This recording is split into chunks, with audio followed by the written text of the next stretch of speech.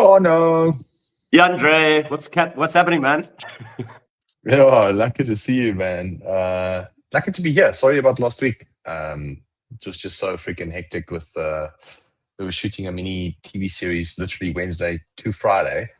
And I tried to find a gap, but it was just not possible. Thursday was actually the biggest day. So sorry about skipping last. It's all good, man. It's all good.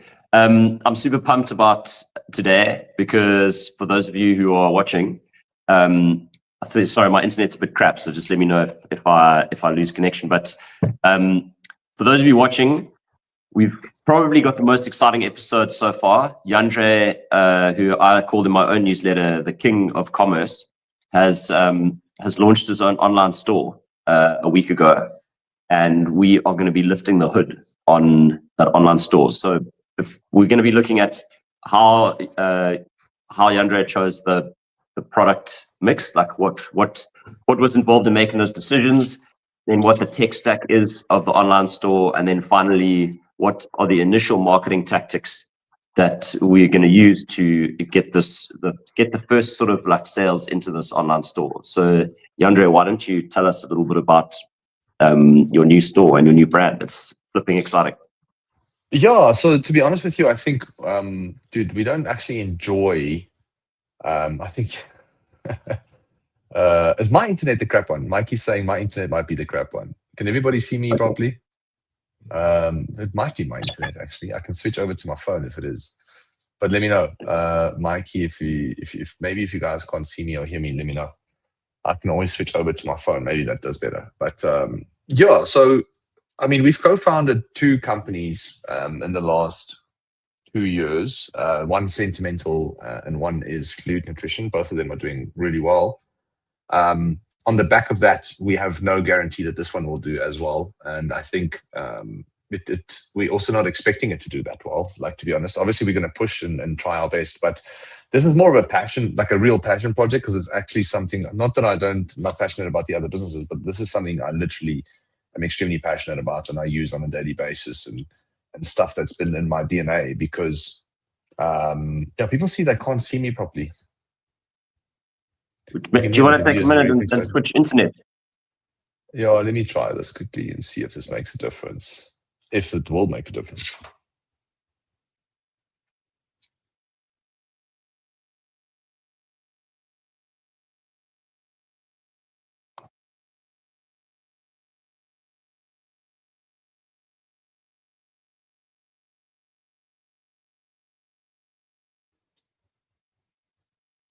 There we go.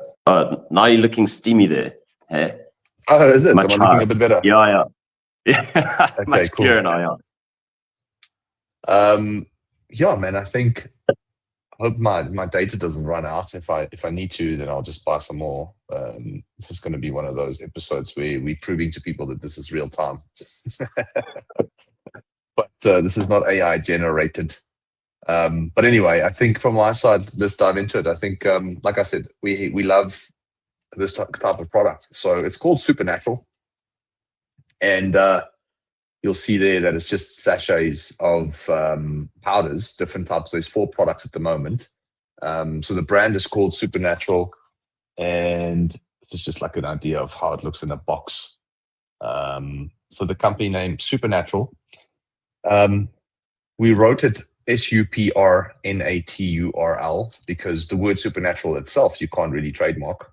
And we wrote it obviously without the E in super and without the A in natural. So it's Supernatural without the E in super and A in natural. And so we got that trademarked, obviously. So that's the first thing we normally do when we start a business. For those watching and listening, it's just so important that you get that right. Like, a lot of people don't really consider that. And I've been in situations where only a few years down the line, you realize, oh shit, we registered a company, but we never did the trademark. So that is the first important thing, is to realize that those are 2 different things. Your trademark and your company registration, 2 different things. You can have registered the company and someone else can still trademark the name or have trademarked the name. So I think it's very crucial that you understand that. And the reason you want to trademark shit is just because as the business grows, people might try and copy you somehow in some way, shape, or form. And obviously there's different types of trademarks. You get the trademark on the name, trademark on the design, trademark on your You get trademark on formulation, so that's more patents. But for this brand, we just went for a trademark on the name, and we went for the name Supernatural. And it's the reason we chose Supernatural is just because this is all natural stuff. It's really just focusing on more natural living. And there's a bunch of brands in the market, obviously, that does the same thing, one would think. But our unique selling point and our unique differentiator is, and this is the most important thing for any business, as you know, Jono, is that you need something that separates you from the rest. Because if you're going to be everybody else is selling, then you're just going to drive up your cost per acquisition, because there's not a clear actual difference between your product and the competitor's product, which means the person, the consumer, spends just as much time looking at your ads and website as someone else's.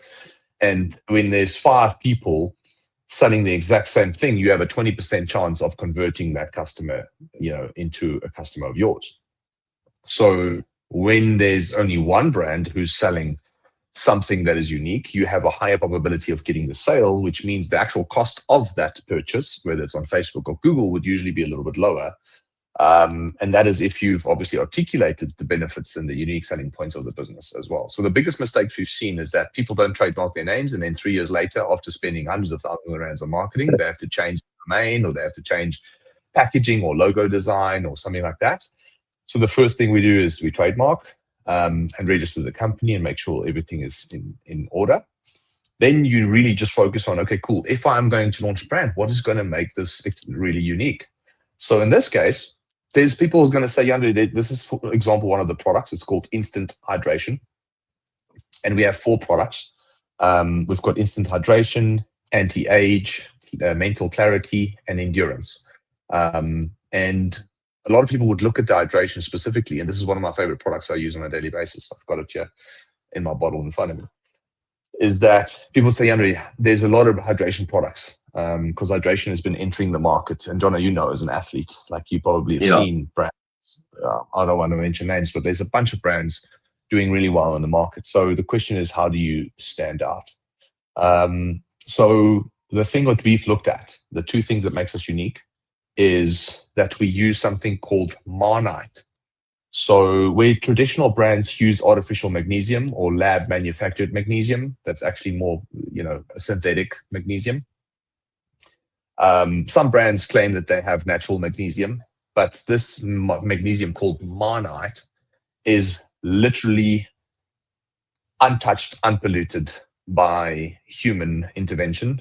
And it's one of the purest forms of magnesium that you will find in the country. It's also more bioavailable in the body because it's so natural. It's literally straight from Mother Nature. It's like you sucking at the teeth of Mother Nature when it comes to drinking.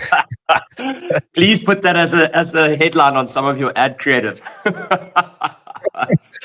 So that's so just the copyright and me going nuts. Sorry about that. But it's really just understanding that this magnesium that we use is just superior, and it's superior because evidence proves that, and there's case studies on it as well that we will share with the public as we build the brand. So that's the one thing. And then the other thing is that we use Kalahari salt. So we're the only brand that uses Marnite, number one. Nobody else uses it. It's exclusive to us, for now. And the other one is Kalahari salt, which is again from the Soutpansberg, which is also an ancient, very, I'd say, mineral-rich area in the country. So the idea would be to get as many natural minerals out of the ground that actually the human body needs. And that's kind of like what makes us different. It's not just another hydration product, but the 2 main ingredients nobody else has. If you look at a hydration brand, you'll see that they've got salt. Some might have Himalayan salt, some might have sea salt, and some might have traditional forms of magnesium. Most of them have synthetic magnesium, lab-created magnesium. And it's very rare to find something that's unpolluted, uncontaminated, and has got no microplastics in it. So that's the other thing. Like a lot of the stuff that has been extracted from the ground is filled with microplastics. So what we've done with Supernatural is that we've taken the idea of, cool, there's the hydration market is growing. Hydration is becoming a big thing in general, but also hydration solves a lot of pain points. So our main message is obviously hydration. But at the same time, hydration leads into beauty, because the first thing you need to understand is, if you want to get rid of those wrinkles, is that you need to be a hydrated human being. So hydration, that's why we mix, for example, Marnite and Kalahari salt with collagen into the product that we have, which is called anti-age. So it's not just collagen, but it's collagen with hydration minerals that can make sure that you actually taking care of your body, aka indirectly then taking care of your skin. And then we've got a bit more of a hardcore hydration product for athletes called Endurance. And the idea between these products is that hydration is the key, but under hydration, then you've got different pillars of categories that you can enter the market with. So I think we wanted to give ourselves the option to tap into various industries. So we tapping into the athlete industry with Endurance. We tapping into the beauty side with anti-age. We tapping into the biohacking community with Clarity, because Clarity has got theanine, caffeine, and then obviously again magnesium, Marnite, and the Kalahari salt, to make sure that your brain is actually not as foggy as traditionally might be after a long week and a lot of chemicals and caffeine and bad foods. So that's where the Clarity comes in. And then we've got obviously hydration, which is just an everyday use. Anybody can use it. So this is how we've tried to make sure that we've got 4 products that we're testing out. There's no guarantee that any of these 4 products will still be around 12 months from now. So it's our way of looking at the market and seeing where's the uptake going to be. But this gives us 4 case studies. It gives us, we can test the hydration market, we can test the athlete market, we can test the beauty market, we can test the biohacking market. But all 4 of them fall in health and beauty and fitness, if that makes sense. So we have the macro category, and then we have the subcategories, and we will now see which of those subcategories do really well, and we'll double down on that as we extend the business and the brand. And that's just our level of thinking behind it, for how we've come up with the name, how we've come up with the concept, and where we are now.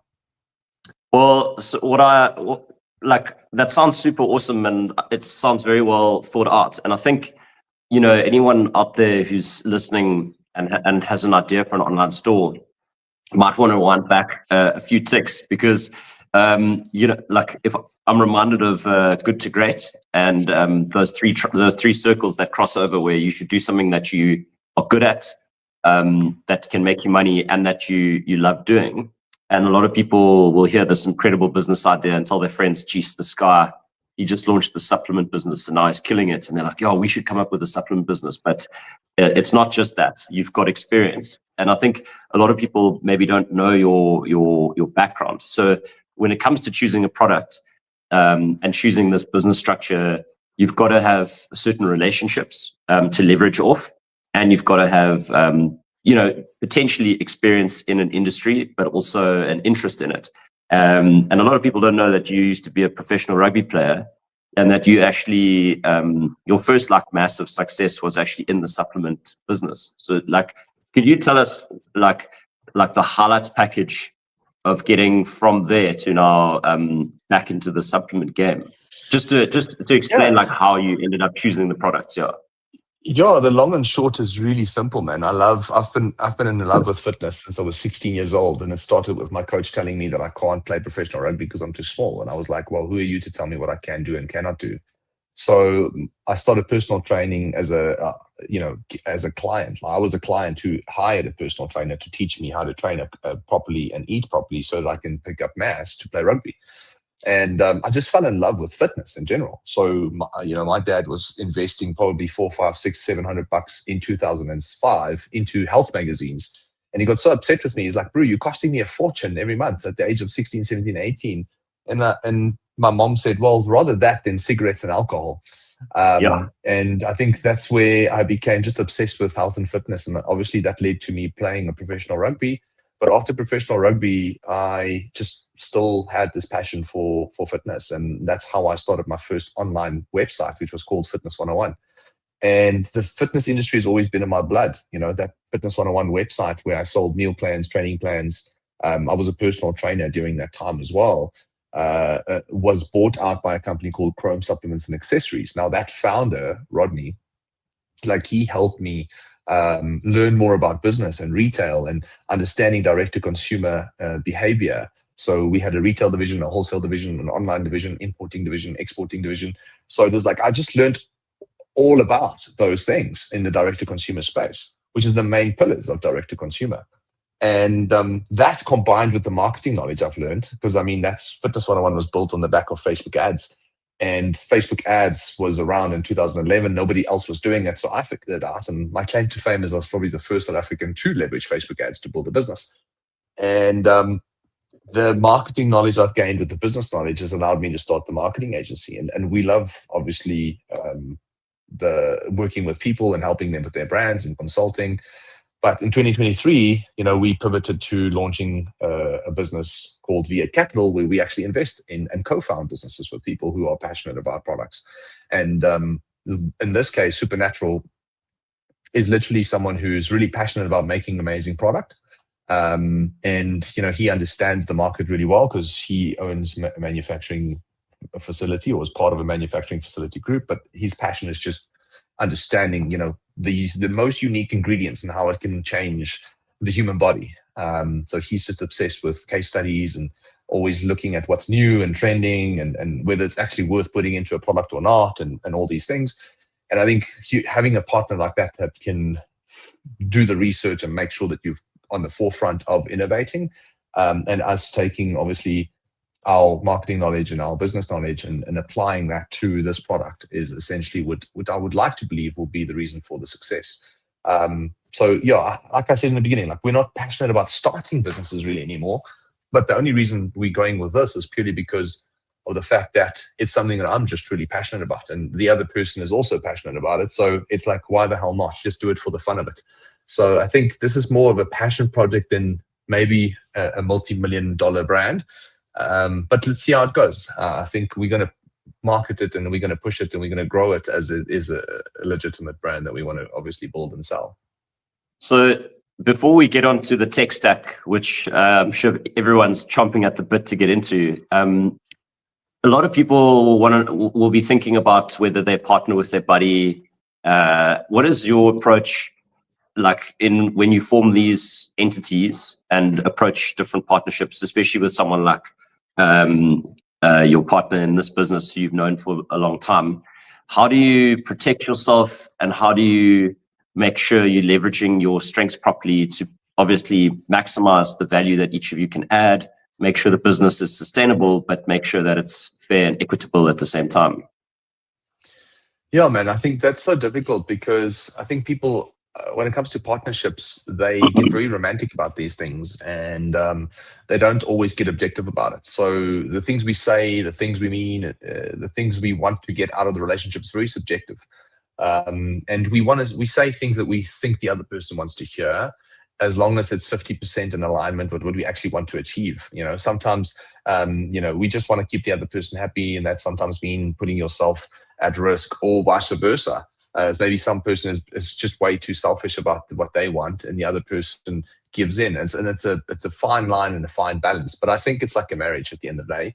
And I think what we've learned is, having started multiple businesses and having invested in companies with other people, is that the black and white is just super crucial. And I don't mean it to the point where you want to create a contract that you have to pull out every single time something doesn't go the way you want it to. In the ideal world, and how we really do things, is we formulate a contract, but we put it in a desk drawer, hoping that we never have to look at it again.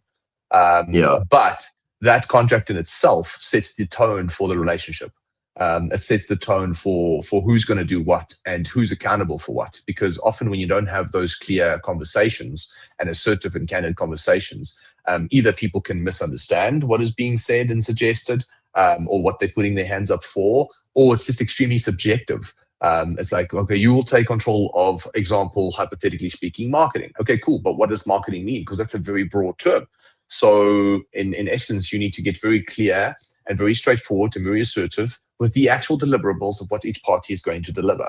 So if there are 2 or 3 people in the business, for example, we need to understand how we're all going to complement each other and move this business forward. So in most cases, you'll usually have someone who's really good at creating demand. So V8 Media, for example, was a similar situation. Like I was really good at creating demand, and yes, I was good at operating and executing that for clients too, but I knew that was not what I was extremely passionate about. I was more passionate about the business side. So eventually we brought on a partner who started taking care of the operations side of the business in 2021. And the objective of the relationship and the actual, I say black and white, was this is your roles and responsibilities if you want to enter this relationship, and here's the deliverables that we would expect. And 4 years later, it's the best decision we've ever made. And that relationship is always evolving and the roles and responsibilities are changing. However, it's very assertive, very candid, non-emotional, and it's always objective. And I think having partners who you can be straightforward with, who can remove the emotion from the actual business, and who can just be clear, transparent with you about their needs is great. And I want to end off the segment with this, is that always talk about selfish needs. Like I'm a big believer in talking about selfish needs up front, because often when it comes to business partners is that we are too shy to explain why we selfishly want to do this. But in the real world, let's be honest, we are all doing this for selfish reasons. Nobody is just doing it for charity and just purely for the fun of it sometimes. When you start a business, the end goal is to make money, or at least keep the business profitable. And I think what people don't do enough is to start a conversation with saying, what is your selfish reasons for being here? And I will tell you my selfish reasons for being here. And then when we can align on those most transparent selfish reasons, and we can find synergy and roads that are actually parallel in those selfish reasons, then all of this starts to make more sense. But when we are trying to force a business onto a roads that are parallel, when they're actually not, because you ideally selfishly want to do this and the other person selfishly wants to do that, you're just creating like a bit of smoke and mirrors, and you pretend to be on this path of towards a goal, but that is not the real goal for any one of you two. And that's usually when a lot of friction starts to happen. I mean, I can just share that the biggest fights in business that I have had, and I have had some big fights, have come from being disingenuous and not open, what's selfishly open or openly selfish in the beginning, about what I wanted out of it. And what happens is, if you go in, a lot of people are so desperate to get the deal over the line that they will compromise to make it happen. And sometimes not even compromising, sometimes just like being overly generous because they want to be liked and they want this thing to get off on a good footing. But inevitably what happens is, 2 or 3 years down the line, once everything's leveled out, you develop resentment. And you can be as angry as you like with your partners for getting more money than you or putting in less work or whatever. But usually that is a result of decisions that were made by you, like right in the beginning. So it's just some validation for what you're saying. 100%, man. The dream tech stack. Okay, there are a lot of platforms out there, and you've worked on like every platform that exists. So I'm dying to know what Supernatural is built on, and like what you thought of when you were putting your platform together now, having seen it all, and what other people should take into consideration, or is there just one that is the best? Yeah, look, I think I had this conversation yesterday with someone, and they were actually switching from one platform to the other. And I say it's got to do with your resources, your own skill sets as an entrepreneur, your availability in terms of time and emotional bandwidth, and time in terms of bandwidth. It's got to do with how technically inclined you are when it comes to these things. So I think all of those questions needs to be asked and internalized, and you have to do introspection as an entrepreneur and then go, okay, cool. What do I actually want? What tech stack do I want to choose, or which platform I want to choose? And I mean, you've got platforms like Magento, you've got Wix, you've got WooCommerce, you've got Equid, you've got Shopify. And a lot of people have successful businesses on Magento, multi-million rand, billion rand businesses using Magento, and they will tell you it's the best thing since sliced bread because it allows for extreme agility and extreme customization. Then some people will tell you WooCommerce is great because it plugs in with their existing website and front end, and it's just an amazing tool to use. And some people will say Shopify is the best and it's free. Yeah, exactly, it's free. So There's obviously then Wix and Ecwid who's up their game quite tremendously. And then you get, Shopify, who's just always been the steady, consistent kind of like business that's just been kept growing no matter what happens in the economy, no matter what happens in the market. They've just been so clear about what they want to do. And Shopify, their mission is just to make it as simple as possible to sell products online. That's really, I love how they just stay true to their focus. And that is just to make selling easier. And to make selling easier, you have to make it easier for the people to actually use it. And that then leads to it just being intuitively easy to implement. And I think we chose Shopify, and we always choose Shopify, not because it's a superior platform per se, but just because that fits us, that fits our needs. Like, I want anybody on my team to jump onto the website and make changes when they need to. I don't want to be, I don't want to create a platform where only one person can make a change, because if that person is sick or that person is not there, now things are getting delayed. AKA, then you can also hire 2 people, but now I'm paying 2 people's salaries, in order to make sure that thing gets done. That someone can actually easily change, like a banner or a menu item or whatever it is. So I think it's important to ask yourself, what resources do you have? What are you looking for? And the 2 platforms that stand out is usually WooCommerce and Shopify.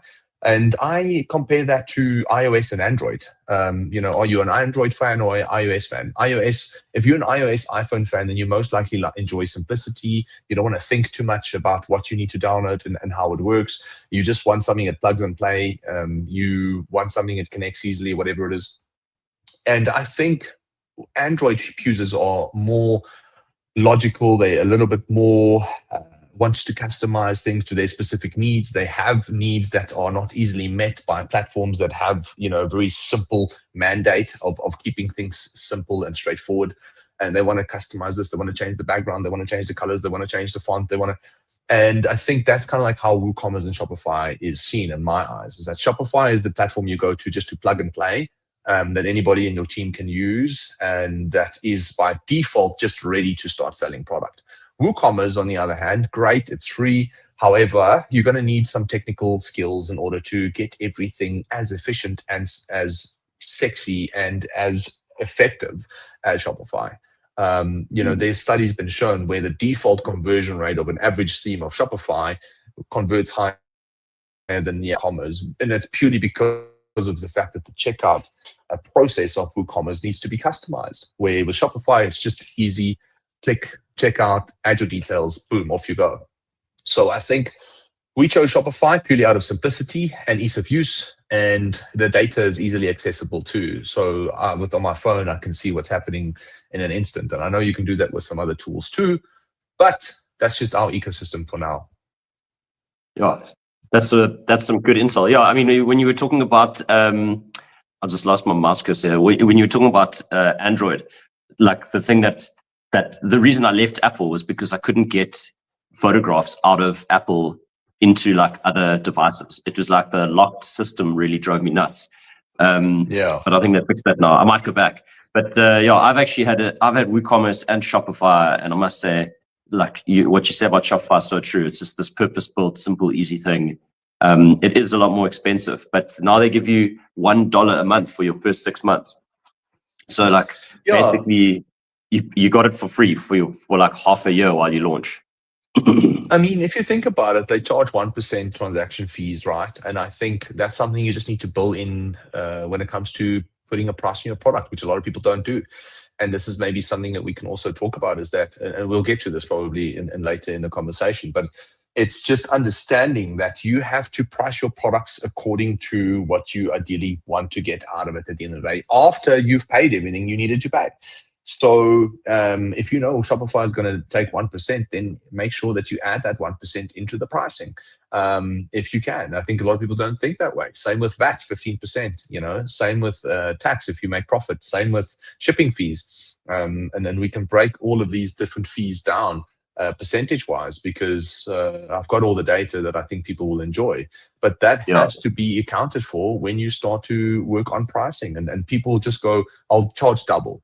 And that's a 50% GP with 100% markup. And then it becomes, okay, cool. Well, I didn't factor in that Shopify. And that is when Shopify becomes expensive. So expensive is relative, right? So, and I'm Yeah. also a big believer in going, cool, is it really expensive to have peace of mind, knowing that you can go live on a Black Friday, drive hundreds of thousands of visitors to your site, and have peace of mind that your site will operate no matter what happens? Or do you want to be on Magento and WooCommerce where your hosting is independent and you have to now proactively plan how much traffic are we going to generate, how much data and bandwidth is that going to use, and should we upgrade our server to X, Y, or Z? And I would happily pay that extra 1% to know that I don't have to think about that stuff. So for an average small business, most people who want to save money will move towards like a WooCommerce. But what I have seen, many of them, as they grow, move back to Shopify, because then you start to realize you're paying for convenience and efficiency, and you're not trying to save every single rand and cent that you can. I remember doing a webinar. You were actually in that webinar. And we'd spent like probably 30 or 40,000 Rand on ads in the week. So it was the biggest, I think it was the biggest webinar I'd had. And I remember just like killing it. Like, I remember when I was getting to building the stack and getting to the close, I was just saying to myself in the back of my mind, like, you are crushing this, Jono. And then I remember at the end, the first thing I do when I end a webinar is like go and look at the sales. And there was like nothing in Stripe. And I had a heart attack. And I remember one person commented in the webinar, she said, "This is a scam." And I thought it was the strangest comment, because I'd just given like really authentic information, and I'd shared like personal stories and success stories and everything. And then I was trying to figure out like how it was possible we made no sales. And then I went and looked at the checkout, and like there was a bug in the checkout that said something like error failure or card failure, but it looked like it was a warning. Oh, it said warning, like cancel or something. And so basically it looked like something on the site was telling people like, do not put your card in here. And that was a WooCommerce setup, and that would like never have happened on Shopify. Yeah, So I think it's really just ease of use. And again, like it's not saying that WooCommerce is bad, because it's not. It's a great platform and a lot of people swear by it. But those people usually have the skills and the resources in order to ensure they get the maximum result out of it, the maximum effect out of it. And I think that's what you have to ask yourself. And I think John Pierre actually made a comment here, and it's so true. He says, sometimes I think the platform picks you and you don't pick the platform. It's really actually like, what's the fit for you? It's not, like how are you going to take your resources, your time, how you operate as a human being, and what platform is going to fit into that. Well, so what I want to do now is talk about the CRM and like a few more other tech tools. But I'd love it if after that we could actually do a little share screen and you could walk us through how you've set the site up. For happy, man. Like, I mean, my team is responsible for most of that, but I've got obviously an idea of what's going on there. So I'm happy to do that. And I think you'll also probably see a bunch of errors on the site, and this is something I'm actually proud of. Like I'll say, like I had the partner screenshot. This is wrong. This could be improved. This is spelling error. And I sat there, as like, oh shit, we missed a couple of things. One of our personnel was on leave. I was obviously busy with a bunch of other stuff. And funny enough, we've generated revenue in the first week, which we'll talk about in a second as well. And it just again shows you that you don't have to be perfect to launch. Like people postpone creating a brand, people postpone creating a product, people postpone launching a website because they want everything to be perfect. And I think what I've learned in life is that there is no perfect time. Just fucking do it. And just make it live when you feel comfortable. Obviously, don't make it live if you don't have products to sell, because that's going to be a problem. But the moment you've got what you need, and it's the minimum, we call it the MVP, the minimum viable product. Like, do you have the minimum viable product to launch? Just don't spend hundreds of thousands of rands on marketing, but start small and then improve. If you are going to want to spend $1 million a month on marketing in terms of rands, then maybe make sure every box is ticked. But if you're going to start small and you're going to start with 10, 20 grand a month or whatever you feel comfortable with, that's small to you because it's all relative, then it's a situation where you go, cool, well, let me just launch and see how it goes. Yeah, I mean, I have something to add there, which is like I've been helping quite a few of my mates with their, sort of side hustles and stuff, and they've been wanting to set up websites. And there's this weird perception that you have to have a very content-rich website in order to go live. And what's changed in the last decade, from my perspective, is that it's almost like a flex these days to have a one-page website. Because for me, that shows me you've done so well at narrowing down who your target customer is and what the services that you offer, that you can explain it all on one page without like letting someone go and like load more pages and, you know, download more stuff. And so a lot of people delay the launch because they don't feel like they have their 3 blogs up ready. They don't have like the about story written. And like, to be honest, your website, okay, apart from listing the actual product, your website literally just needs to explain why it's of value to the customer. And you can do that in one 100%. Screen above the fold. And as long as you've got a screen above the fold that has like a pretty picture and explains why a customer will get value dealing with you, and then you've got some products, like you can go live, because you're going to drive ad traffic to the product page. You're not going to drive them to the like about page where you tell your deep and meaningful story. All that stuff helps, but you don't need it to launch. And I think people need to know that like one page is actually enough. It's more than enough. Yeah, 100%, man. I think from our side, I think it's exactly the same thing. I 100% agree. And talking about the CRM while we're on this topic for now, I think getting ready, all you need, I think, like part of that minimum viable product and clear message, as you just mentioned, is you just need a system that can continue talking to people and nurture those people. And I think from a CRM point of view, the thing that we focus on is, or a tool that we focus on is called OmniSend. So there's 2 great tools that from an e-commerce perspective adds a lot of value that can help you communicate with customers. And for the lack of a better word, they're just called email marketing tools, email marketing and automation tools. That is what we mean with the CRM, because the CRM just stands for Customer Relationship Management System. And in essence, if you think about how you go about managing those relationships with people, it's through SMS and email. So then it becomes, what email and SMS tool or platforms are you going to use? And then in the e-commerce space, there's really 2 really good ones, and that is Klaviyo and OmniSend. So Klaviyo is, again, it's like the WooCommerce and the Shopify's of the world. If you think about it, like Klaviyo is great, but it can be a bit clunky sometimes. It can obviously get a bit too sophisticated for people to use.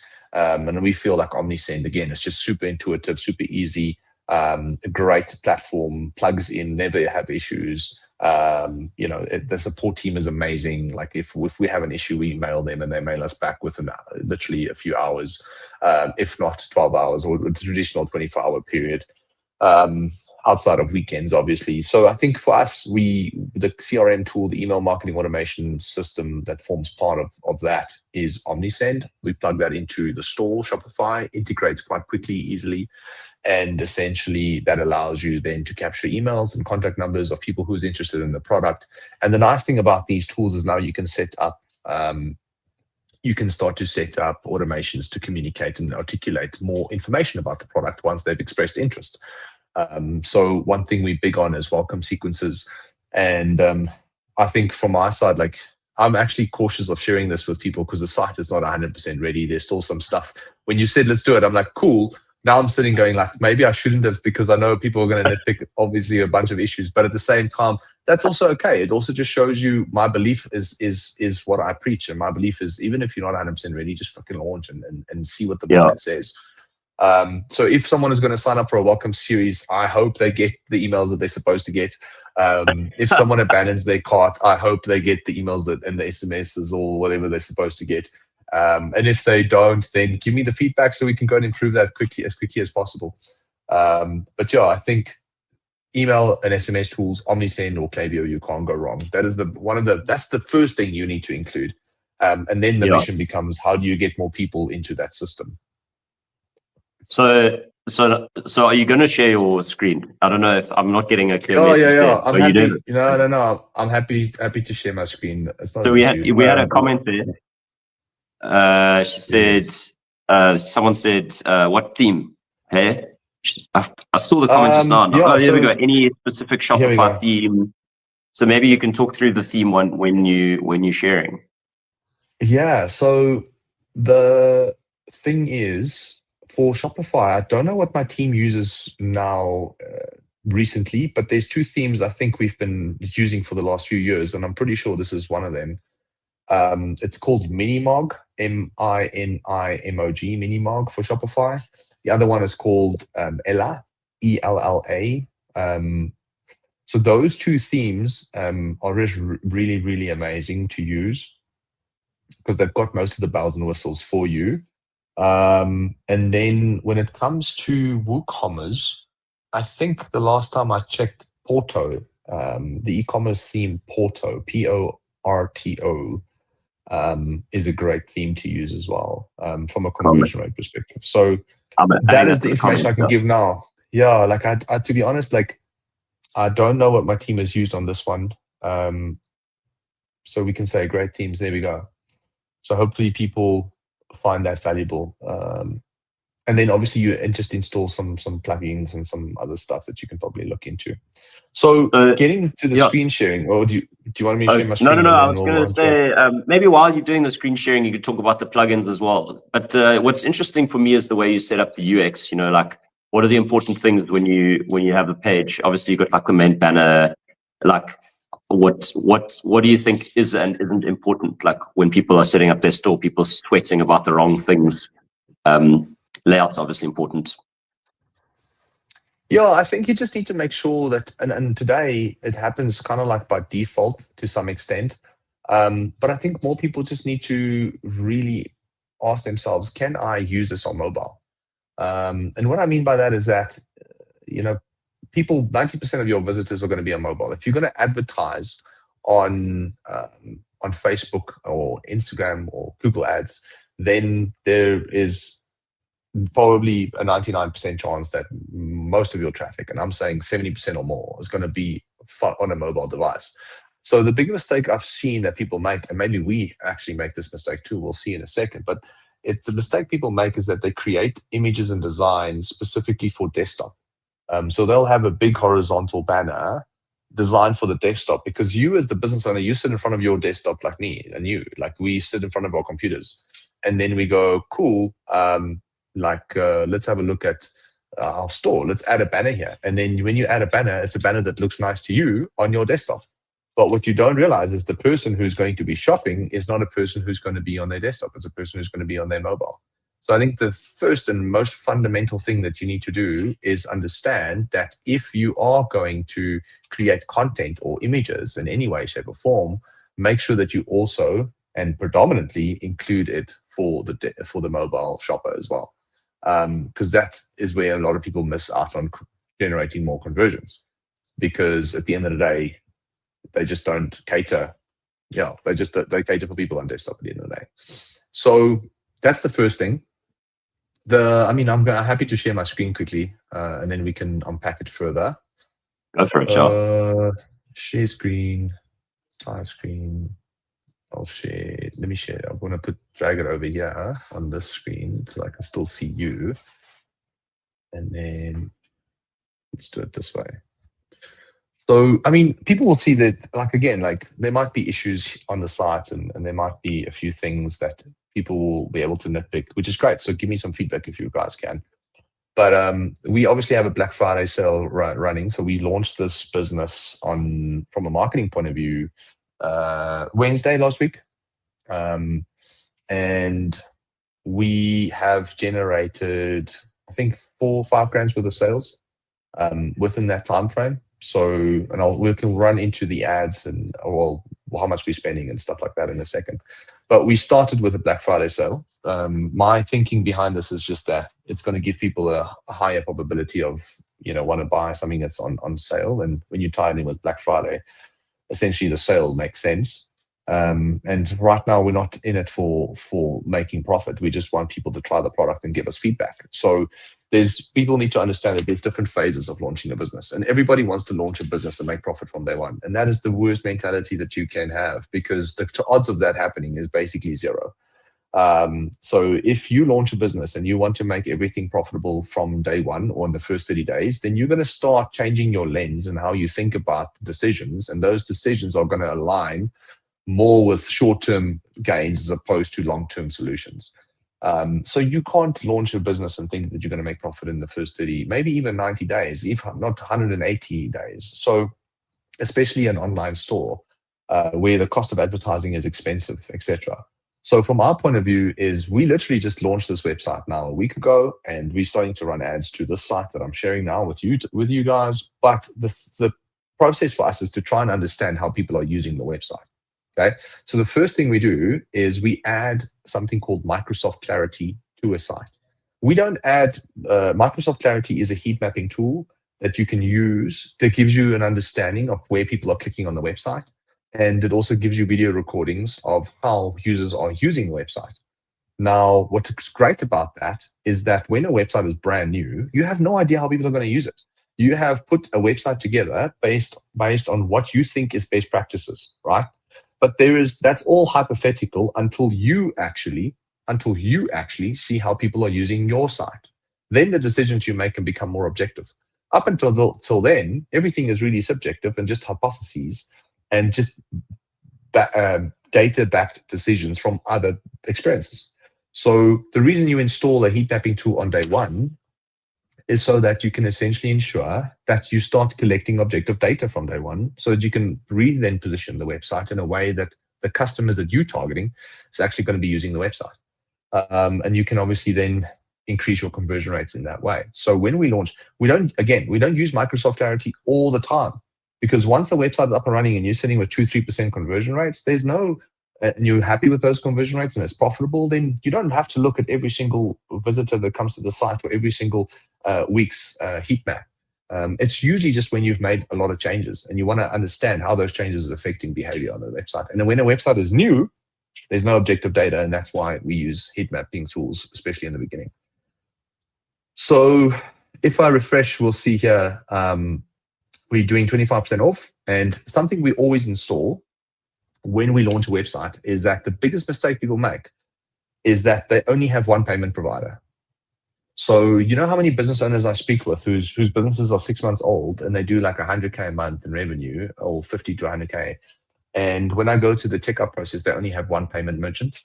And I tell them, please add 2 or 3 more payment merchants. And they go, no, I'm happy with the one I have. I'm like, no. It's, first of all, it's not a choice I'm giving you. It's like it's an ultimatum. Like, if you're not going to do this, you're not going to grow your revenue. And if you don't want to take our advice, then rather go and work with someone else. What's the point of being here?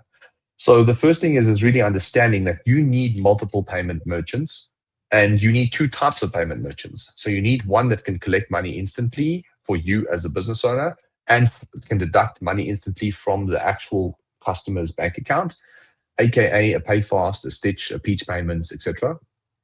And then you also need another service provider, another merchant, which is super crucial. And we have seen that most amounts of money are starting to flow through these merchants. And that is what we call a buy now, pay later merchant. So you will see that we have Pages Now and Happy Pay on the website. Both of those are buy now, pay later websites or merchants. And it allows the consumer to buy the product basically in a form of credit. And you get the money straight up front, but as opposed to all the money, you get 5% less of what you would have gotten. That 5% covers the interest that that person would have paid. So you're paying the interest on behalf of the consumer, technically. But the consumer, the pain that they experience, the money that leaves their wallet, aka the pain that they feel when they buy the product, is now almost zero or very little, because they pay that product over a period of time. So it will be 3 weeks, 4 weeks, 5 weeks, depending on the merchant and their structures. So buy now, pay later merchants are amazing. A lot of people don't want to use them because they feel like they give up too much margin. But what is an extra 3% if your conversion rate is going to grow and you sell more product? And I think a lot of business owners don't think about it that way. It's your more logical financial business owners who've got a financial background that would say, I don't want to give up an extra 5%. That doesn't make sense. My profits don't allow it. I would rather just use this one who charges me 2.7% or 2.5% merchant fee. Problem now is you're forcing the customer to maybe use a merchant that they're not happy with, or they don't trust, or they're not comfortable with. Maybe they had a bad experience with PayFast. Maybe something happened in the past. Now you're forcing them to use a merchant that they're not happy to use. So what we do is we have 2 to 3 normal merchants, and then 2 to 3 buy now, pay later merchants. So when we launch a website, we usually have 3, 4, 5 merchants. And the ones that we use, number one, this is a shameless plug for Stitch. We're not affiliated with them. We don't get money for this conversation. However, we love a platform called Stitch Payments. They have Google Pay, Apple Pay, and Capitec Pay. So the moment you install that onto your website, what happens is that people there's a natural increase in conversion rate because people feel comfortable paying with Apple Pay. They feel comfortable paying with Google Pay, and they feel comfortable paying with Capitec Pay. And the reason they feel comfortable because it's one, trustworthy and convenient. So the convenience side and the trust element is crucial to helping more people actually give you money. And that's your job as a business owner. You need to sell the product, but then you also need to make it as easy for yourself to collect people's money. I mean, the payment thing is so cool. Like, just from personal experience, we used to sell a 15,000 Rand coaching program, and I remember like that's a lot of money for someone to just fork out in one go. And when we got Pages Now, so we try to offer payment plans. And the thing with the payment plan is people only see the first 5,000 Rand, and then because it was a personal development program, they used to lose motivation in the first month because they knew that next payment was coming, and they knew that like the relationship was with us, and they could say, "Look, I'm not feeling it properly."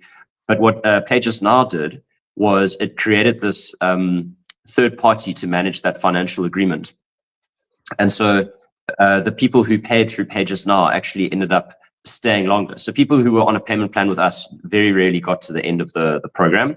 When they used Pages Now, their drop-off rate was the same as everyone else, like almost nothing. And Pages Now handled the transaction, which was great. But what else was great is sales improved dramatically because we offered a payment plan. And the maths that we used, regardless of what the fees were like, if you are going to make 5,000 Rand per customer, say like on a day, and I'm just using big numbers to illustrate the point, and like you're going to lose 2 or 3 customers a day because they're like at the checkout and they've got the option of Pages Now, but they're actually with Payflex, or you don't have their payment option, and in order for them to pay, they need to like open a new account with say Payflex because they actually use Pages Now. In that whole process of them like setting things up, they could get distracted and run away, and then you could lose that sale. And the reason you've chosen not to have that is because maybe they charge 1% more, or you don't want to have like another payment provider. The question is really simple. It's like, would you give away another 1 or 2% of your revenue to get another 10 or 15% in revenue from extra customers who prefer that payment gateway? And like, it's very difficult to win that argument if you're arguing against more payment gateways. It's so easy, and once they're there forever. It's like basics in my opinion. Yeah, 100%, man. And I think there's actually some questions that's related, contextual to this exact topic that I want to air for us quickly. But on that, 100%. I think people are short-sighted. And what you also need to remember when you launch a business or when you have a business, it's not about acquiring a customer at a profitable rate. So if you sacrifice 3 or 4% margin, then you need to understand that person has, hopefully if they have a good experience, hopefully if they enjoy the product, hopefully if it's a good product that you put obviously enough due diligence into, then they hopefully, most likely, going to come back next month and use that product again. So your profit might not be as much on the first sale, but you've got more customers trying the product, and hopefully a good percentage of them comes back. And that second sale will be the most profitable sale, or will be a lot more profitable, because of the fact that 2 sales probably wouldn't have happened if you didn't give them that option in the first place. So now you've made 2 sales, and as opposed to 0, and all you had to do was give a little extra percentage, and that starts to offset itself the more people start to buy and the more they come back to buy. So there was someone who said, I noticed quite a few online stores drop Pages Now and Payflex. I don't know why that would be, but my guess is it's usually business owners who look at the financial impact of it, where they go, we are sacrificing an extra 3 or 4%, because some merchants, the traditional merchants like Payfast, Stitch, Peach, you can get them down to 2% a transaction, 2.5%. I'd say if you're doing average revenue, then you can probably negotiate down to 2.5, 2.7%, where platforms like Pages Now charge an extra 3 or 4%.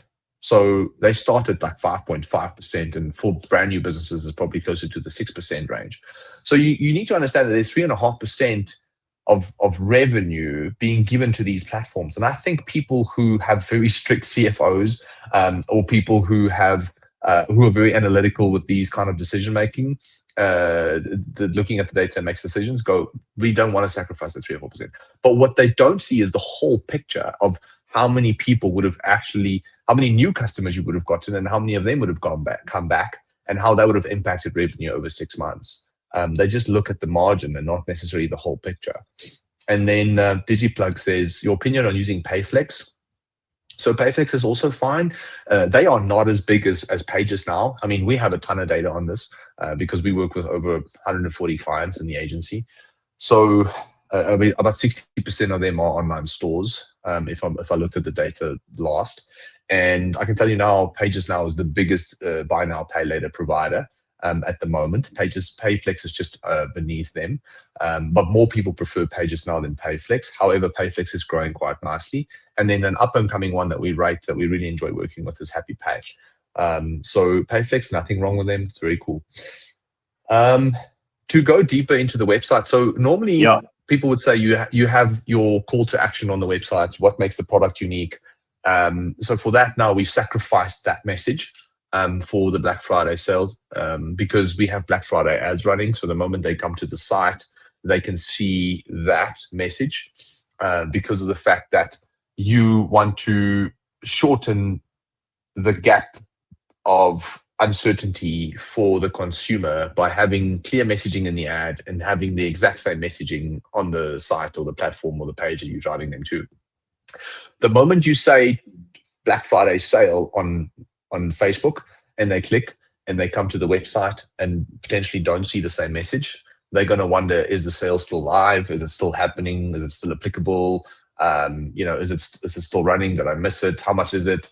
So you need to make sure that whatever you say in the ad, essentially you want to say on the message. Now, because we're leading with Black Friday sale in the ads, we are leading with the message of Black Friday in the ads because of the fact that people don't know this brand. So we need to make that psychological congruency and alignment as clear as possible.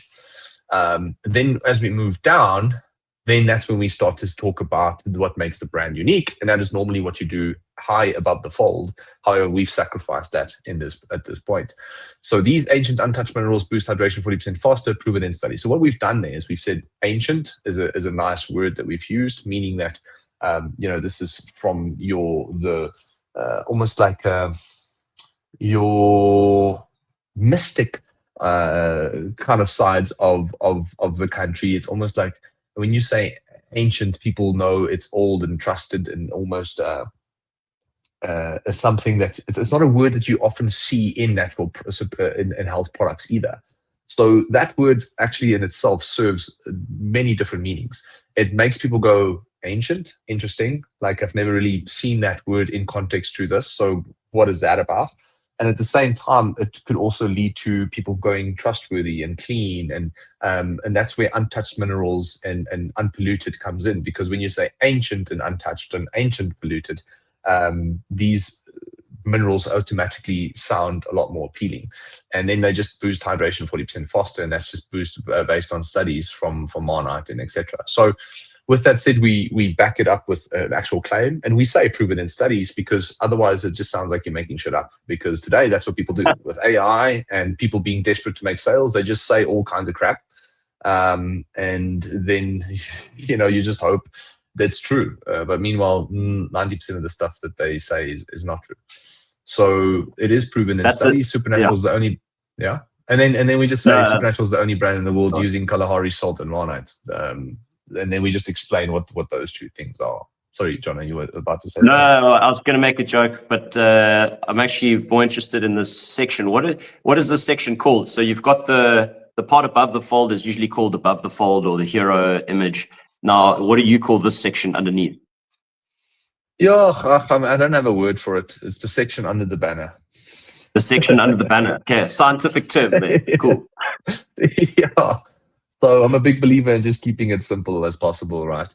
But I mean, Yeah. ideally, people can just read more about what makes it unique. What is also unique, what I actually forgot to mention, is that this is the only brand, or the first brand for now. It's so far the only one. Might not be the only one for some time. We don't know, but it's the only one that's 100% naturally sweetened and naturally flavored. So most people say it's naturally flavored when they have stevia, but they don't get the stevia mix right, and then they add some sucralose or some other artificial stuff in it. However, the reason they do that is they say it's naturally flavored, and factually it's true because there's natural flavorants in there, but this is the only one that is 100% naturally flavored. And this is how people obviously trick consumers and believing things that are not 100% true. It's naturally flavored. Yeah, we have one little microdose of stevia in there. So technically it is naturally flavored. But then there's 99% of the formula is all kinds of artificial crap. And Yeah. I think in this case, we can proudly say it's 100% naturally flavored and naturally sweetened. So with that said, those are just our unique selling points. And then we just showcase the products, which is something we just slapped together there. I don't know. There's no scientific reason why we've done that, but I think it's just now that we've spoken about the USPs, it's just getting people to see the four products that we obviously have. One thing I'll have to say is like we don't have to rotate this. So this is one thing I'll obviously question with my team and say, hey guys, why are we rotating this when there's only four products? Maybe they're trying to make it seem like there's more products when there's not. I mean, could be something that they're thinking, but on my side, I would say don't rotate this and just keep it as it is. And then we've got stats. So we just want to show, what the difference between Supernatural and other products are. So we're moving into a more science-backed, trustworthy section of the site where we're trying to build trust and credibility with the consumer. So here we're just trying to connect with the Facebook ad that they've seen, and tell them that you're on the right page. The ad you clicked is linked to the site and is the same message and the same product that you're looking at. This is what makes the product unique. These are the products that we have. Here's why these products are amazing, and at least in our opinion, because these are scientifically backed studies that has been done, not on Supernatural, but the ingredients that we use. And essentially, it's making the consumer understand that there's a level of trust and credibility that goes into the formulation. And then we just want to show them that people are using it. And this is what we call UGC content. So user-generated content is so important in the world that we live in today. People want to see other people use your product. Nobody wants to be the first one to buy your product unless it's a brand new iPhone.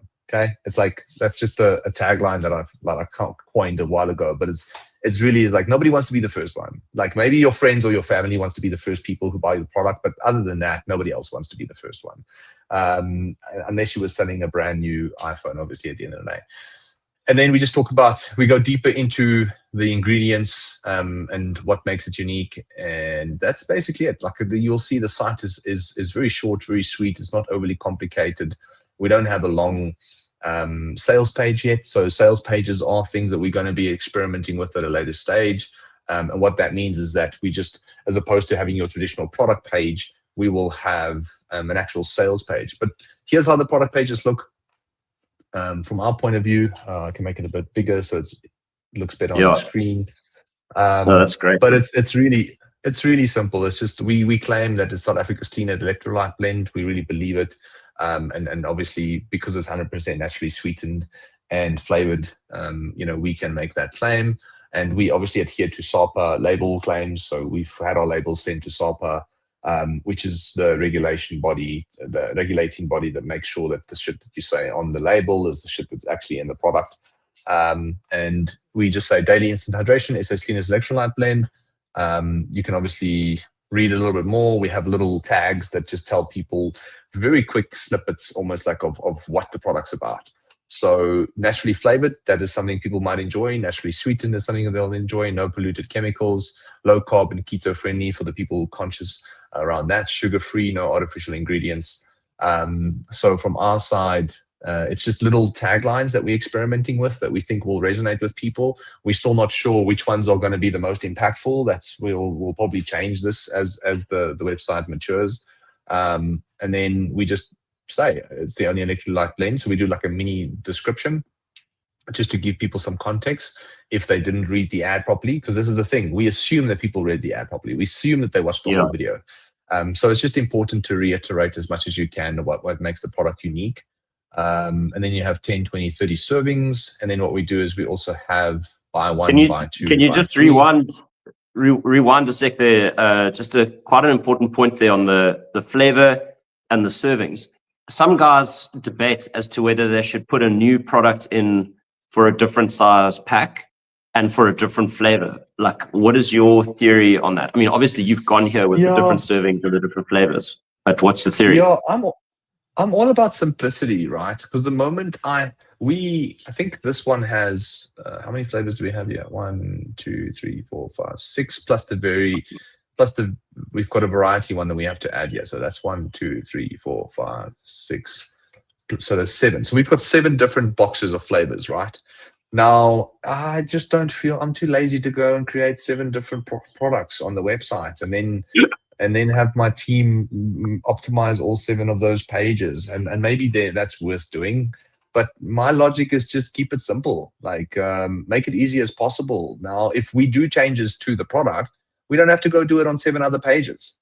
Because that's where things start to fall through the cracks. The messaging starts to change. Now you're testing something about the taglines, and now you're going to have to change it on 7 other products. So I think for us, it's just purely simplicity. It's keeping it simple and condensed and minimalistic is really the word that I'm looking for. And when it comes to effort as well, like I'm a big believer in return on ROE. So that's my new slogan and tagline for 2026. ROE is just return on effort. What is my return on efforts? Because the moment effort is here and return is here, then I'm not going to do it. So ROI and ROAS and POAS and all those things are awesome and important. But I'm like, what's the ROE on this?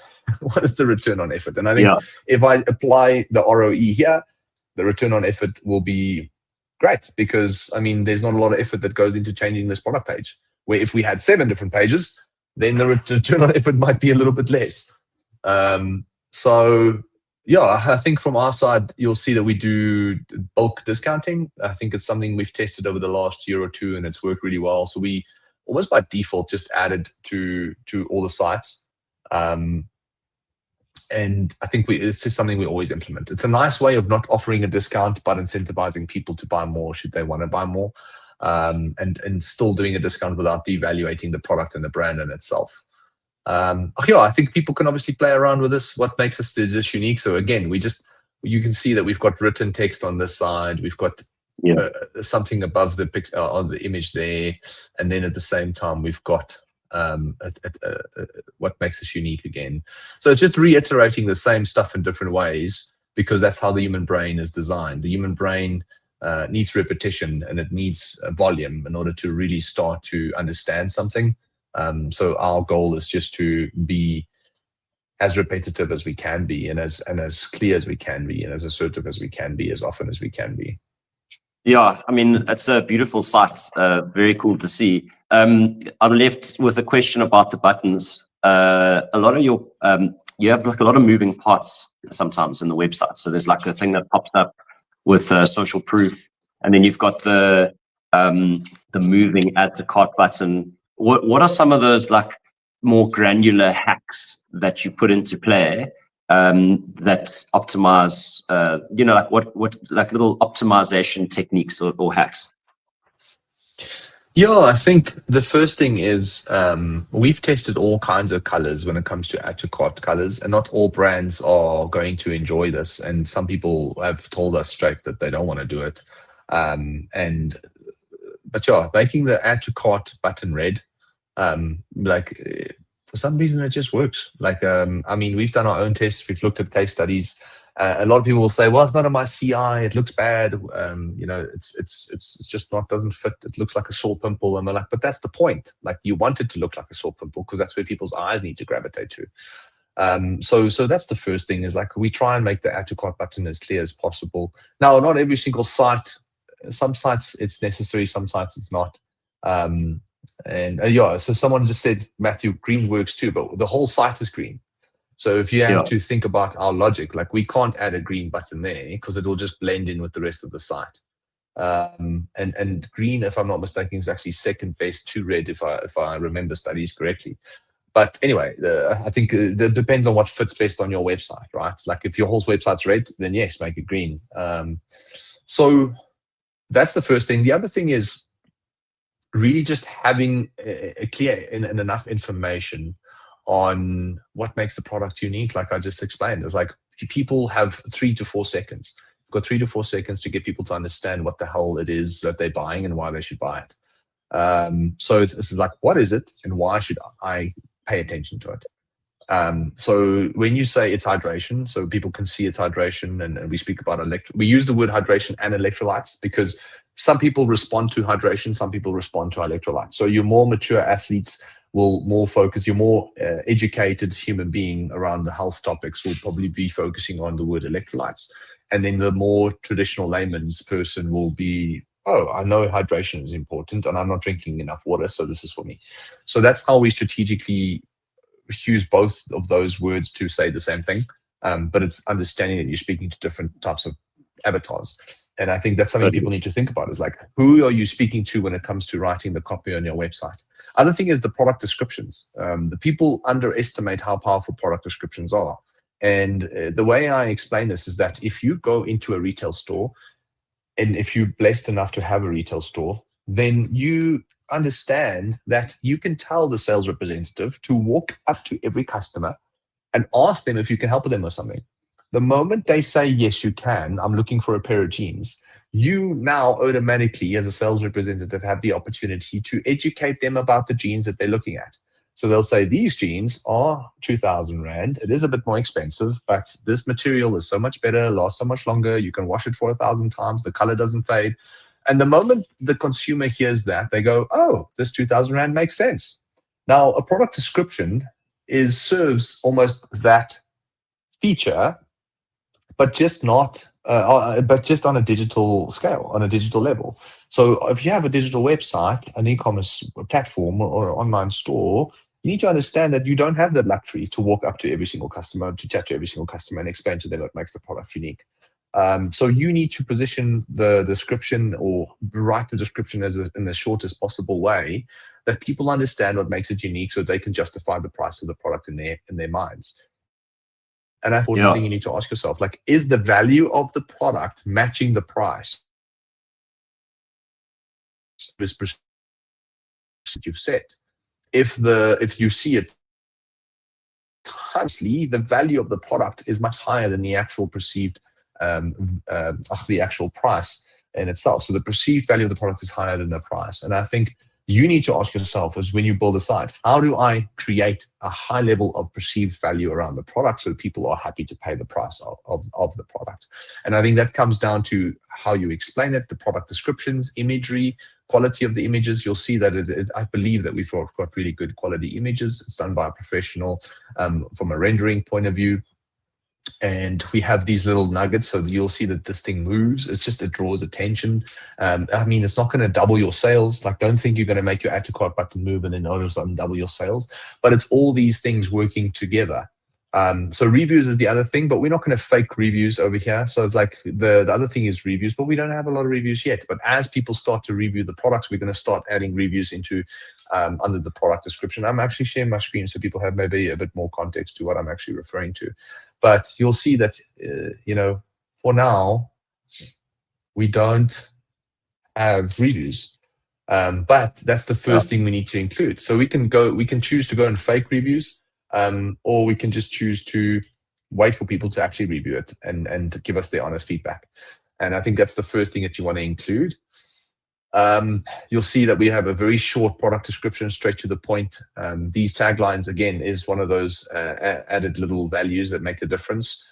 Bundles make a big difference in getting people to buy more at a discount. We mentioned free shipping over $4.99 and 7-day satisfaction guarantee, meaning if you're not happy, we'll give back the product. We don't want your money if you're not happy with the product. We're not here to scam you, and we're not trying to make a profit from day one. We're here to build a brand that we're passionate about, and hopefully other people are passionate about too. So if you're not happy, give it back. And here's free shipping over $4.99. And then what we say is like, why is it worth your money? So I feel like this is actually something that should be open by default. So I'll speak to my team about that, so that we don't actually have to click to open this, because this is actually already from our side something that I've noted that we can improve. But this should be open by default, because the odds of someone clicking to read is lower than someone actually just automatically starting to read, not having to click. So this is why it's worth your money. And I think a lot of people say product descriptions. I just don't like saying product descriptions, because what does that really mean? I just like to use layman's words, and I like to speak to people on a fifth grader level, so that you increase the probability of someone explaining or understanding what you're saying. So I just say, why it's worth your money. It's like, because that's the question they have. They go, why is it worth my money? So, and then I think it's answering the question that they haven't asked, but they want the answer to. Yeah, exactly. So from our side, you'll see the other things we do is just, again, just content focused, and getting people to understand, what makes it unique. And if you can build this much trust and credibility through maybe case studies and testimonials, and maybe actual scientific studies that prove that the product is superior, I think all those things will help. So that this is not accurate. So see, this is not right. The reviews there is not right. So we'll obviously change that. But as you see, we didn't want to add the reviews. The guy who actually helped me finish this is actually on leave. So that's one or two things are not finished 100% yet. But in a way, like I feel like, go for it, man. Oh, and I was going to say, like, look, it's a beautiful site here. Like, well done. I mean, I think anyone, and by the way, like, little shout out to Matthew in the comments. Matthew's been working with me on web for the last decade. He's an absolute champion. Oh, so cool. He also knows what he's doing. But awesome site. I think it's beautiful. I think the last thing we need to talk about is your launch. I don't know if you have a strategy, because you did say that it's a kind of just going with the flow. But what are the key components of your launch strategy? Now that we've seen the website, we've seen all the different tactics that you put in place to optimize.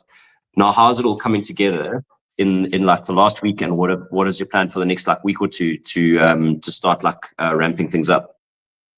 Yeah, so I mean, like, we get so many clients who come and say like, hey, how should we launch? We want to launch with a bang. And I just always go, no, don't, because that bang has got a good chance of not working for you. Then you lose a lot of money.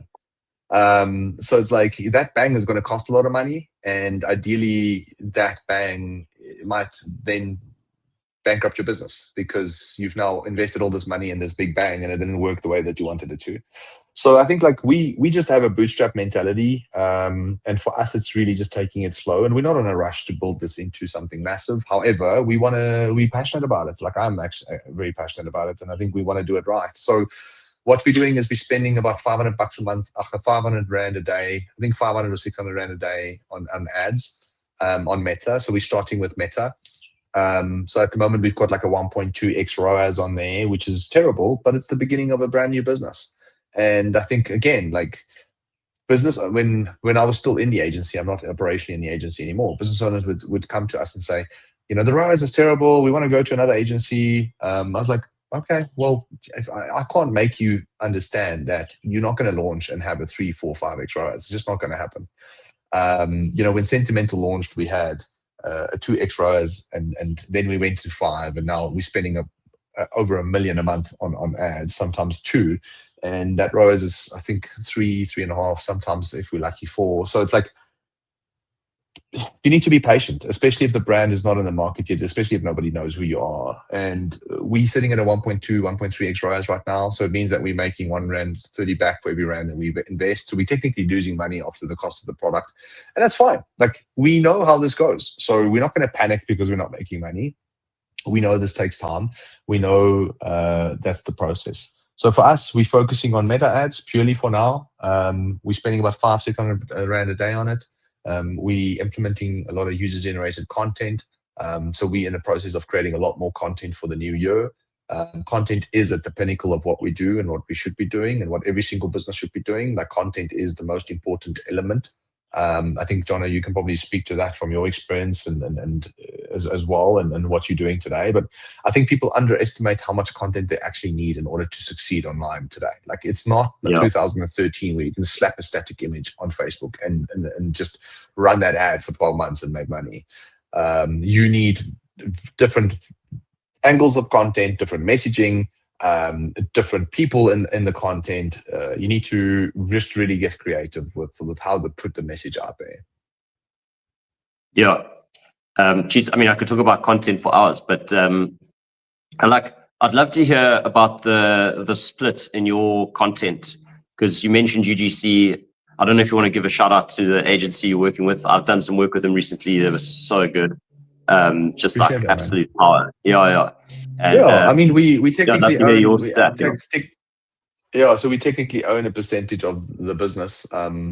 So obviously you've worked with Sal and Lucian and them, and they've got a great business called Full House, which is a division of Ace Labs, and we recently bought into Full House with the idea to help them grow that division further. And they're just good human beings, great people that you want to work with, and they understand the short form game. And I think that's where we put our money. So for clients who work with us, we use them, we recommend them, and at the same time we own a portion of their business, because as V8 scaled, we do our own content, but we had to decide: do we get better at managing the paid media? Do we get better at creating the content so that we can run paid ads? And I think it is crucial to understand both, but we have decided for now that we'd rather buy into a business that can focus on that, and that's all they do, and we can send clients and referrals their way, if the client obviously would feel comfortable to do that, where V8 can just focus on actually optimizing the front end from a paid media perspective, and then the back end from a CRM perspective. And then obviously the website changes as well that comes with it. So there's just so many elements that actually makes a business succeed, and to do all elements exceptionally well is quite taxing and takes a lot of bandwidth. So that's why we do that. So yeah, huge shout out to Full House, that amazing human beings, and they're obviously great at what they do. And what do you think of, because it's like I have this argument with clients all the time about brand versus sales. And I think you said something pretty useful in the beginning. You're like, your ROAS is one, but your business is brand new.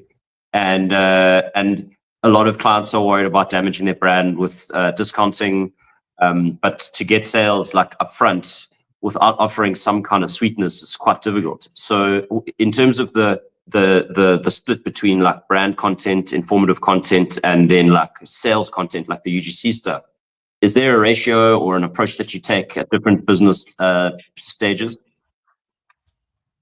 Yeah, so I think for us, it's really just starting slow and seeing how the market responds. We in a fortunate position where it is November, Black Friday, so we can start with a discount without anybody questioning the brand value, if that makes sense. So I think that's a nice timing launch. But from my point of view, I'd say I don't think you have to launch with a discount necessarily. I think if you, the only reason we're actually doing it is because of Black Friday in November, and I think it's just a nice way of increasing the probability of someone saying yes. But I'd say you don't have to launch with a discount. I don't think there's anything wrong with sticking to the price. But what I would do is I would experiment with a discount somewhere in the month. So I'm not. So what I'm trying to allude to is that you don't have to launch for 90 days with a discount and then go to your normal pricing structure.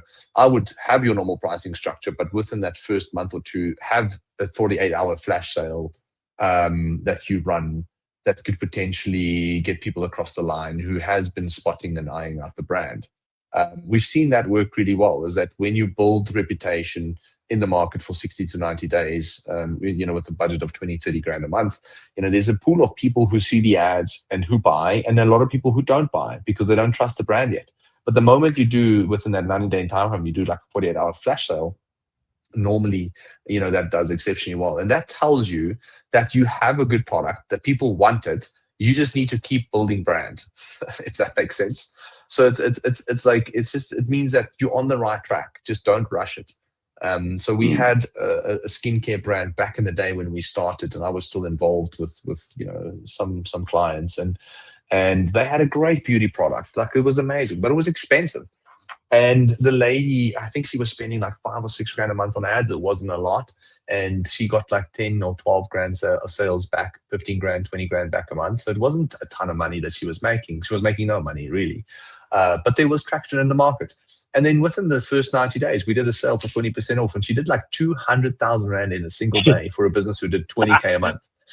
And we realized in a single day. And what we realized was that people desperately wanted the product. It's just that they actually didn't really know whether they can trust the product, because it's like, all what you say sounds amazing and I'm keen to try it out, but I'm so scared to try it out at that price.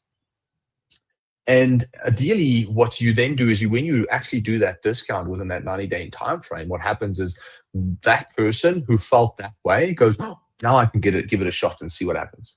And I think then and there, she realized that her product was really expensive because of the margins that obviously didn't allow it to sell it for anything less. And because of that level of that pricing level, she had to focus more on building brand so that the perceived value of the product will exceed the actual price that she's charging. So what was happening, because she was new in the market, the brand value and perception was here, the price was over here. And when she discounted the price, it actually matched. And people was like, this makes sense, let's give it a go. And she did 200,000 Rand in a day. And when you put the price back up, this is what happens. But this over here, the brand value and the brand perception, this takes time. Every 6 months, it goes up a little bit. It goes up a little bit. It goes up a little bit, up until the point after a year or two where the brand perception is over here and the price is over here. And I think this brand, perception, this value perception, like, this takes time and you can't rush it. And I think business owners who try and rush this usually fuck up. And then what happens is they close their doors because they're just too impatient, or they're just not people who were ever really, truly business owners. And if you want to be a business owner, and if you want to be the best owner that you can be, the first thing you can learn is patience. And emotional maturity. Those are the two things. I think what makes a great business owner: patience and emotional maturity. If you can't control your emotions, and if you can't focus on being patient about how things should unfold, if you can't get those things under control, you will always be a terrible business owner in some way. Or you might be successful, but everybody working with you will freaking hate you. Yeah. So keep your wits about you. Ideally, you want to be successful and you want people to love you. And if you can't control that, there's a good chance you won't be successful. And if you are, people won't like you. Yeah. Well, and then there's no point being successful if you've got no mates. Andre, what's next for Supernatural? What are you doing in the next week that you haven't done in the week before? Yeah, so I think the first thing we'll do now is, the site's been up and running for a week, so we need to do some due diligence on the website. There's some spelling errors we need to fix. There's some default theme issues we still need to fix and really make it contextual to the brand. We really need to focus on putting some bells and whistles on the site now that we're getting some traffic, those trust elements and things like that. I think we're going to continue running ads at 500, 600 Rand a day until we have a healthy ROAS. There's no need to spend more until the ROAS is actually healthy. And then it's a situation where we see December is probably going to be a write-off. So we're going to keep running ads throughout December, not expecting much in return. January, the first 60, 70% of January is going to be hard. People are not going to have money. So we're also not going to expect miracles. And then I think we'll probably start to see some traction from February, March, and so forth. So this is literally a 6 months to a 12-month pilot. And I think some people don't understand that that's how you should look at these ideas. So we're not going to give up at least I'm not going to give up unless we've had a full 12 months of experimenting with this business and where it can go. So phase one, Let's get through Black Friday. Let's get the product in some people's hands. Let's build up an audience. And then to answer your answer maybe a bit more in a practical way, building audience is now important. So collecting emails, collecting SMS numbers, and communicating with people what makes the brand unique, getting them to try it. And I think that's where our focus is now. For the first 6 months, we just want people to try it and give us feedback. And then after that, we're going to probably, double down a little bit and see where it can go. Epic. Yeah, what a chat. What a chat. That was awesome, Andre. I'll see you the same time next week. Yeah, let's do it. And then, thanks for just being an amazing interviewer today. And I appreciate, obviously, the opportunity to share this with people. And it wouldn't be possible, obviously, without someone asking really good questions. Otherwise sure. it's just me trying to randomly make bullet points and share it with the world. So I think thanks for putting this together, and I think hopefully there's some value in people watching and listening. And if they've got any questions, they can obviously drop it in the comments. And just stay tuned. Tune in every Thursday at 10. We're trying to go live as regularly as possible. I think in the new year we will probably have a much more consistent schedule. But for now, I think we've done quite a good job, and looking forward to seeing you again next week. Same. Right back at you. Yeah, thanks to everyone for watching, and have a lekker weekend, man. Bye. Much love.